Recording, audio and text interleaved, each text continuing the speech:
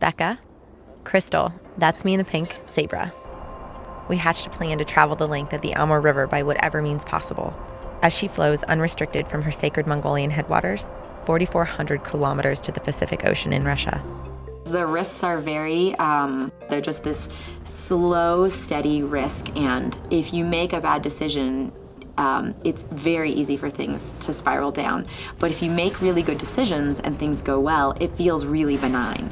I think we made good decisions, and then we also had a lot of luck mixed in there as well.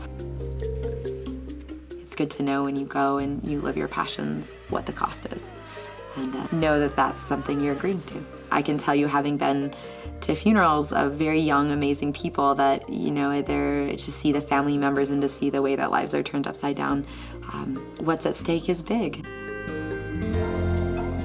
In the film, we showed 2 different scenes of the river flooded, and for us at the end of the trip when we were leaving Russia, the river had flooded about, I think it was 1.5 to 2 meters approximately.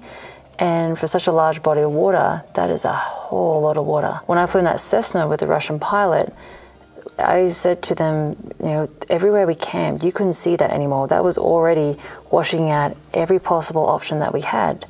And about a week later, the greatest flood in 120 years hit. And by then, you know, on the radar, it's quite amazing because first you look at it before and it looks like a creek on a map.